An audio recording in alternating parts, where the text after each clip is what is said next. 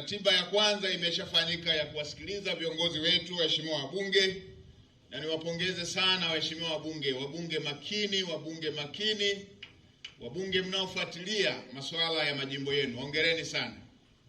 Leo hii hapa walipoongea wameongea tu kwa kifupi kwa sababu ya muda. Lakini tumekuwa na vikao vingi Dodoma vya pamoja. Mimi mwenyewe nimekutana nao, tumeongea kwa kirefu sana. Lakini pia wamekutana na Mheshimiwa Waziri wa Mifugo, wameongea kwa kirefu sana. Wamekutana na Waziri wa Kilimo, wameongea kwa kirefu sana.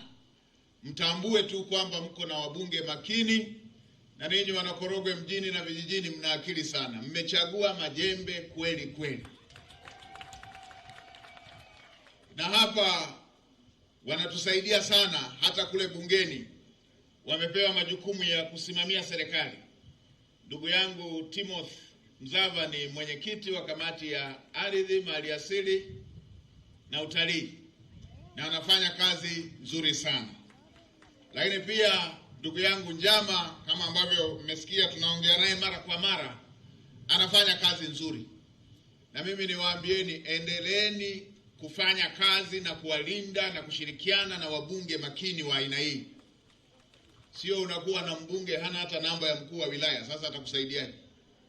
Hawa ni wabunge ambao kwenda kwa waziri mkuu anaenda wakitembea tu. Wanaenda mpaka Ikulu kufuatilia masuala ya wana Korogwe. Sasa pamoja na kwamba muda umekwenda, niwaombe mambo mawili. Jambo la kwanza, mpokee salamu kutoka kwa jemedari wetu Daktari Samia Suluhu Hassan. Rais wetu anaitendea haki nchi yetu.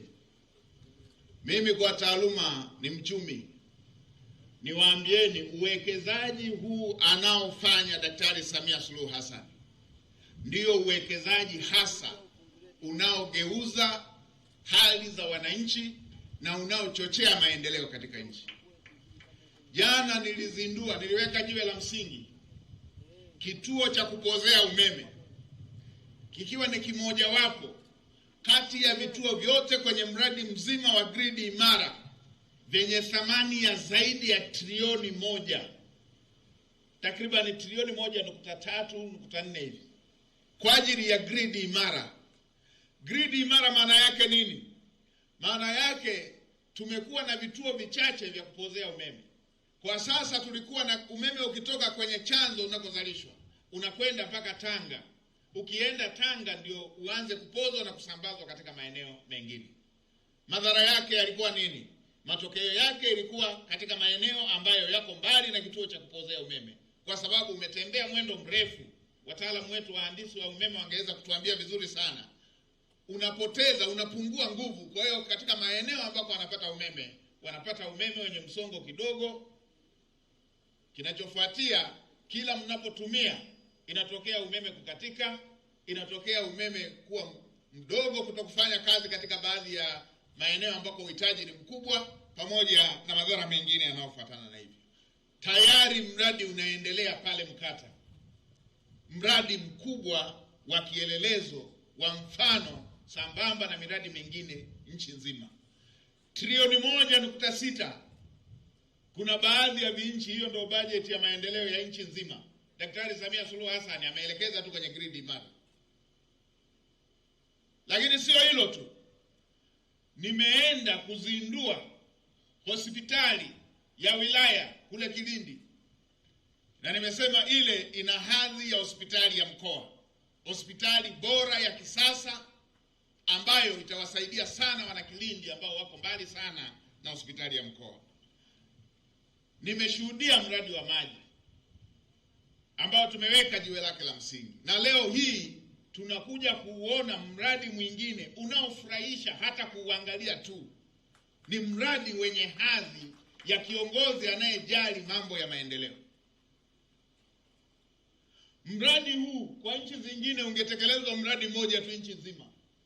Lakini kwa Daktari Samia Suluhu Hassan ameweka fedha hapa ili zisaidie wilaya ya Korogwe, wilaya ya Muheza na wilaya ya Pangani.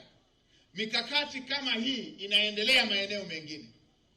Mheshimiwa Waziri, Tuliweka jiwe la msingi mradi wa aina hii kule Mwanza. Umeelezea kuna mradi wa aina hii unaendelea Tunduma. Umeelezea kuna mradi mwingine unaendelea kule Mara. Huyu ndio rais anayejali maendeleo ya wananchi wake. Na haya si maneno tu yangu mimi mgeni niliyekuja hapa. Ninyi mnaona shughuli inayoendelea hapa. Mmeona majengo yanayoendelea hapa. Mheshimiwa Waziri alitaka nikaribishe niende kule juu. Nikasema nitapata kizunguzungu kingine cha helikopta. Mradi wenye hadhi ya viwango vya nchi inayoendelea. Nadhani pongezi hizi nisitoe mimi tu, tusimame yote tumpe pongezi Mheshimiwa Rais kwa kujali maendeleo ya wananchi wake kwa kiwango hiki. Hili ni jambo jema. Hii si tu kutatua matatizo. Mradi wa aina hii unaipa heshima nchi kwamba ni nchi inayojali mambo ya maendeleo. Asanteni sana, tukae. Na Mheshimiwa Waziri, kwenye hili mimi nitoe maelekezo tu kwamba mtakapokamilisha mradi kama ambavyo imekuwa sera na maelekezo ya Mheshimiwa Rais, hakikisheni wananchi wanaozunguka hapa mradi na wenyewe wanapata maji. Wananchi wa kata ya Mswaha, kata ya hapa na vijiji vinavyozunguka hapa na wenyewe wanufaike na mradi huu mkubwa. Huu ni mradi unaoipa heshima Korogwe. Ni mradi unaoipa heshima mkoa wa Tanga. Ni mradi unaojali utu wa kila mwanatanga na kila mwana Korogwe, kila mwana Muheza, kila mwana Pangani. Na miradi ya aina hii ipo inayoendelea katika maeneo mbalimbali. Mheshimiwa Waziri, sambamba na hili tuna miradi mingine ya sekta za afya inayoendelea. Na Mheshimiwa Mbunge umeelezea kuhusu hospitali. Tumepokea jambo la hospitali. Lakini ipo miradi mingine ya sekta ya afya inayoendelea. Kuna mradi wa ukamilishaji wa kituo cha afya cha Kerenge, ambapo mradi umeshafika hatua nzuri, lakini mradi bado haujapata maji na bado haujaunganishwa na umeme. Nitoe maelekezo Mheshimiwa Waziri, pelekeni maji kwenye kituo hiki cha afya. Pelekeni maji kwenye kituo hiki cha afya. Meneja wa TANESCO yuko wapi? Pangeni utaratibu, pelekeni umeme kwenye hiki kituo cha afya.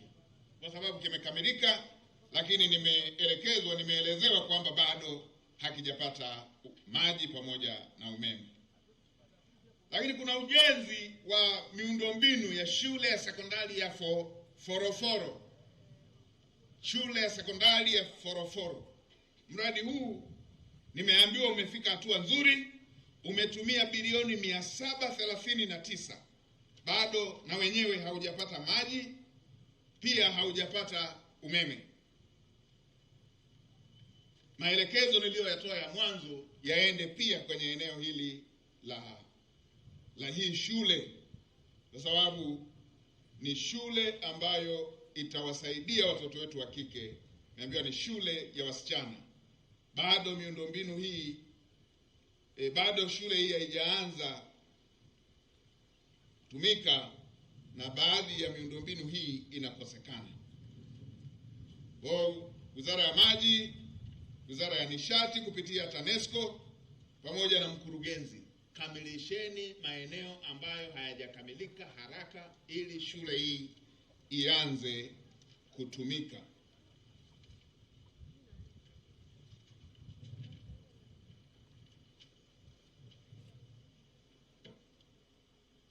Lakini nimepokea haya ambayo waheshimiwa mawaziri wameshayatolea ufafanuzi yanayohusisha masuala ya barabara.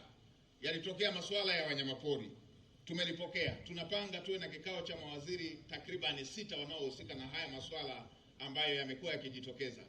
Akiwepo waziri wa maliasili na utalii, ataingia hapa, atakuwepo kwenye kikao cha tarehe 16. Tutakaa ili tuweze kuhakikisha tunaweka utaratibu na suluhisho la kudumu katika mambo haya ambayo yanajitokeza. Wizara inajipanga kuanza kutumia inaitwa ndege nyuki, drones, kufukuza wanyama hao wakali. Kwa hiyo watakapokuwa wanajadiliana tutawapa msisitizo huo Mheshimiwa Mbunge ambao umeutoa. Kuna jambo la fidia. Mheshimiwa mbunge utakaa chemba na Mheshimiwa naibu waziri wa fedha ili alipate kwa usahihi hilo eneo ambalo umelitolea maelezo ili wananchi waweze kupata haki yao. Swala la mashine, Mheshimiwa waziri wa kilimo amelitolea ufafanuzi.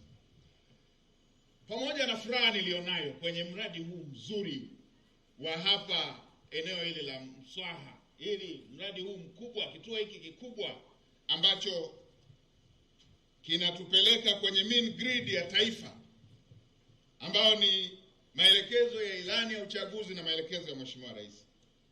Nina eneo moja hapa, nilitaka nisichafue hali ya hewa ya hapa, hii furaha tulionayo hapa, lakini kwa sababu linaudhi inabidi tu niliseme hivyo hivyo. Tuna jambo la mradi wa ukarabati na upanuzi wa mtandao wa maji katika mji wa Mombo. Kule Mombo. Mradi huu unagharimu takriban milioni 934. Naambiwa mradi huu umesimama. Na naambiwa mkandarasi alishachukua fedha ya mradi huu. Haya ndiyo mambo yanayoudhi, kwamba mkandarasi ameshachukua fedha, mradi hautekelezwi, wananchi wa pale Mombo wanakosa maji. Rais ametimiza ahadi yake kwa kutoa fedha kama alivyoahidi ili wananchi wapate maji. Mkandarasi kachukua fedha, hayuko site, ameondoka, na ameondoka na fedha. Anapiga tai na mkanda nje. Hata maji ya kuoga ananunua maji ya chupa. Wananchi wa Mombo wanapata shida ya maji.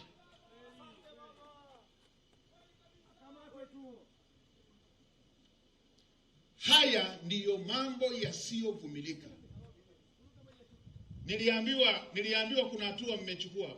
Mkuu wa wilaya yuko wapi? Mkuu wa wilaya, niliambiwa huu mradi unautambua. Hebu tuambie mradi huu. Mnautambua mradi huu? Umesimama lini?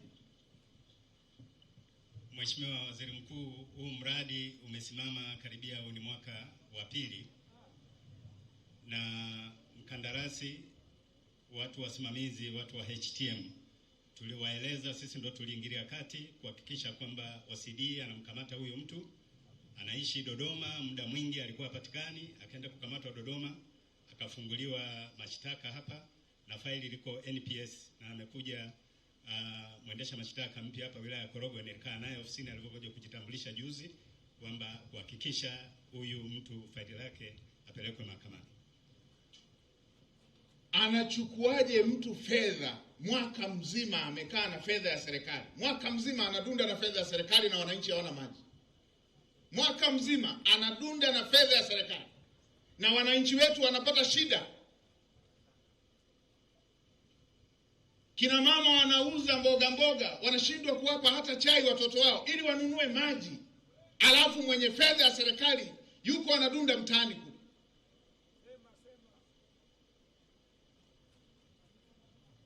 Hapa mnachunguza kitu gani? Unachunguza nini kwa mtu aliyechukua fedha? Wazi kabisa amechukua fedha, na mnachunguza kitu gani hapa?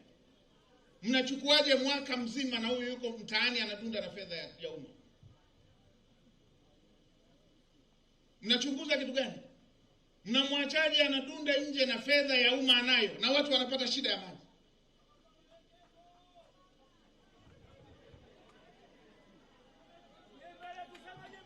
Huyu atafutwe popote alipo, akamatwe, awekwe ndani mpaka fedha hiyo irudi. Mtu aliyehujumu anapata wapi? Mtu aliyehujumu uchumi anapata wapi dhamana ya kwenda nje?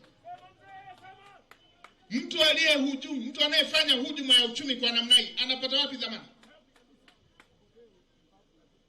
Ndio maana wanachezea serikali. Anajua tutadunda mwaka mzima na fedha anayo, tuanze kutumia fedha nyingine ya kumtafuta.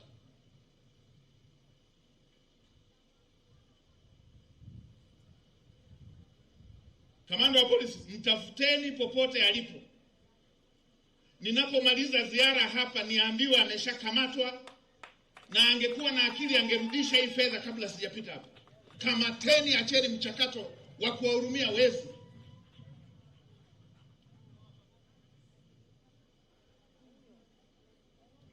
Mheshimiwa mkuu wa mkoa, mpigie na mkuu wa mkoa mwenzako wa Dodoma amwelekeze kamanda wa mkoa popote alipo ndani ya nchi ya kamatwe.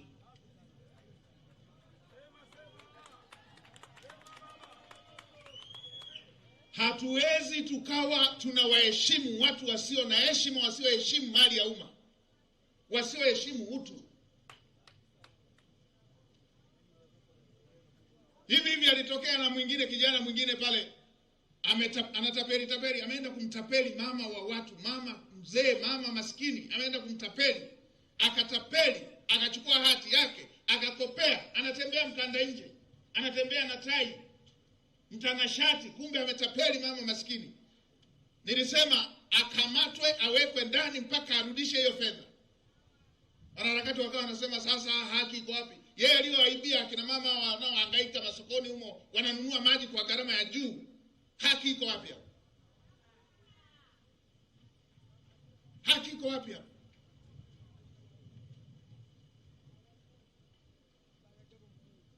Mimi siwezi kuwaheshimu watu wanaoiba. Nyie kama mnawaheshima na wezi, waheshimuni. Mimi hakuna kuwaheshimu wezi. Mkamateni, azitapike hizo fedha. Azitapike hizo fedha ndio awe huru.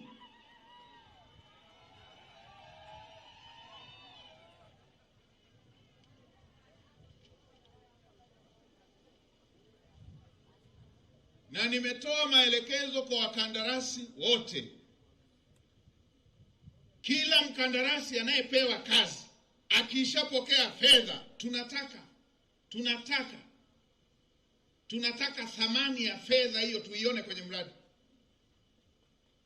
Na nikawaambieni fedha ya umma ni matunda ya mti wa porini ulioko barabarani, kila mtu anachuma tu.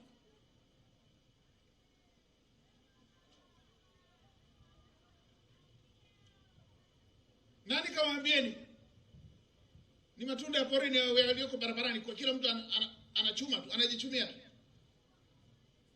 Hizi hazitapiki. Akishazitapika ndio nyewe mfanye mchakato wa hizo kesi zingine. Sasa hivi kama watachangishana huko kwenye undugu wao, warudishe kwanza fedha ya umma.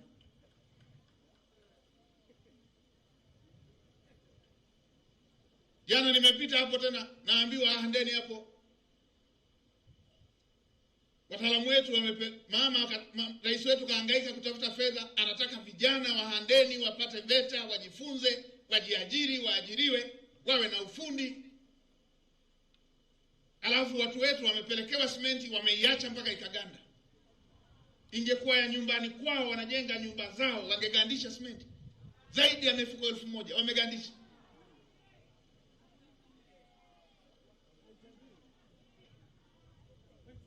Simenti ya kujenga VETA ya Handeni, kukiwa na viwanda vitatu Tanga, imeenda kuchukuliwa Mbeya.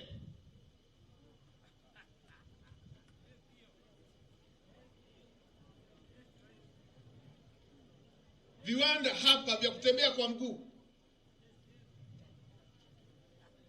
Mimi nasimuliwaga na wazazi wangu, wazee wetu Singida walikuwa wanatembea kwa mguu mpaka Tanga. VETA inajengwa Handeni, viwanda vitatu viko hapa, simenti imeenda kuchukuliwa Mbeya. Njombe pale pana VETA inajengwa, kiwanda cha simenti kiko Mbeya hapo, simenti imeenda kuchukuliwa Dar es Salaam. Alafu simenti inaganda, watu wamepewa majukumu, kila siku wako kazini, kila mwezi wanalipwa. Nimeelekeza hao nao hiyo simenti walioigandisha hiyo wakatwe kwenye mishahara yao, alafu hatua za kinidhamu zianzie hapo.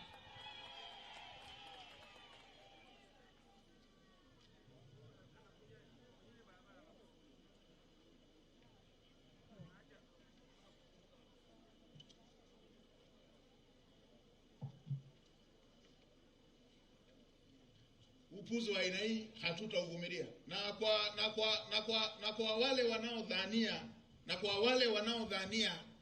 kwa wale wanaodhania tutacheka nao, wakaisome hotuba ya Mheshimiwa Rais aliyotoa wakati anazindua bunge. wakaisome hotuba hiyo. Mimi nimeisikiliza na nimeisoma na katiba. Haya mambo hatutakuwa na mzahana.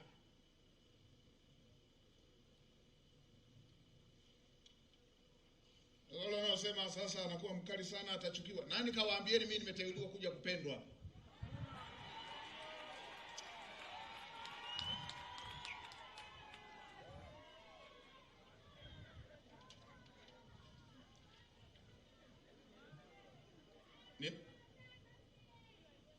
Nakushukuru sana, umesema wewe unanipenda, nakushukuru sana. Lazima watu waheshimu mali ya umma. Wangejua kwamba Watanzania hawa wanalipa kodi kwa kujibana. Watanzania hawa hawalipi kodi kwa ziada, hawalipi kodi kwa sababu wana fedha nyingi wamekosa pa kupeleka. Hata wakaona wawapelekee serikali. Wanajibana. Kuna kina mama hapo analipa ushuru, siku nzima anashindwa kumpa hata kitumbua mtoto wake. Anasema fedha hii katekeleze mradi wa maji. Alafu anatokea mtu anataka tumheshimu, amechukua zaidi ya milioni 100. Hilo alipo. Makamanda wa polisi popote pale walipo, popote pale huyu mtu alipo, asakwe popote alipo. Akamatwe, akishazitapika hizo fedha ndio awe huru. Daniuliza anatumia sheria gani? Mtu hawezi kuhujumu, hawezi kufanya hujuma ya nchi namna hii na akawa huru.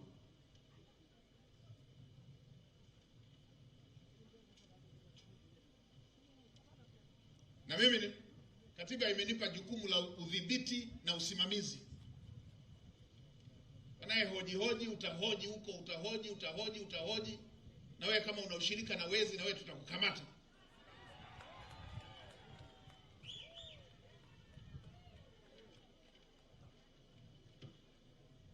Basi natoni hapa kwamba bado dakika 3 tu, muda wetu umefika mwisho.